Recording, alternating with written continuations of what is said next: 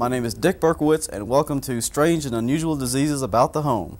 Tonight, my guest is Conroy Burkawitz, and he's got a strange, unusual disease, the silly noise disease. So, Conroy, when did this silly noise disease begin in your life?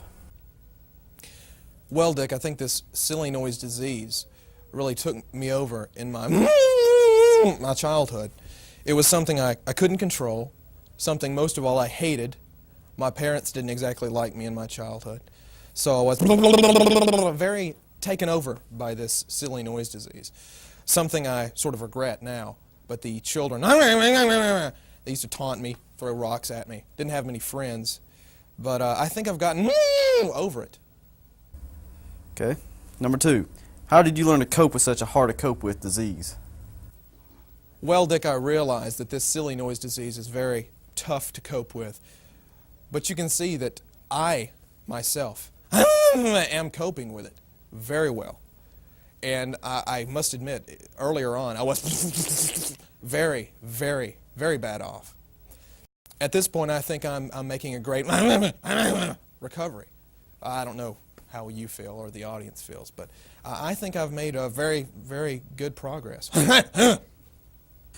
Did it affect you in the workplace? Well, Dick, I can be perfectly honest and say that I did. I did lose several jobs. I was a librarian for one time. Of course, with a silly noise disease like this one, I can clearly say that I lost that job. Another one I can think of, I was a DJ for a local radio station. It just did not work out. It just did not work.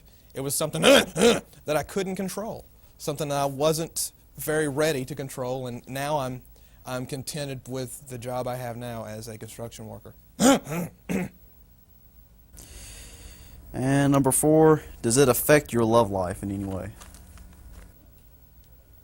Well, no doubt, most relationships I've had have been affected, but I've broken off with them, and now I have a steady relationship with a woman who, it actually, it turns her on.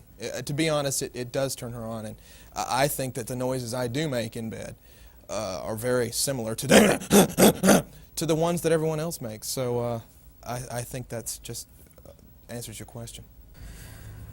Also with us tonight live via satellite is Dr. Dzhakowi Burkawitz, MD, and he is going to explain this new disease plaguing our land. Well, Dick, this debilitating and crushing disease is found mostly in the brain, and I've got a diagram here. 85% of the brain is made up of the the cerebrum. And if you'll observe on the map here, the central fissure flows right into Birmingham. That's very interesting. And also, what causes this debilitating and crushing disease?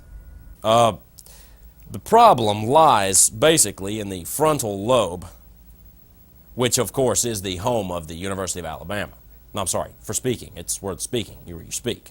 And of course, the secondary major element of this problem is in the occipital lobe, which of course is in Dothan. No, I mean in right here. It's used for reading, right here. This thing right here. We have a corrective measure that has proven effective in one or two of our 6,000 victims that we've operated on, and it entails actually going into the depths of the brain. However, this procedure is long and drawn out and very complicated and costs thousands of dollars. It entails us entering the top of the brain around Morgan County, and entering the brain and taking the most direct route to the medulla oblongata, which of course is where Dauphin Island is. Now, the quickest route to this point is Highway 31.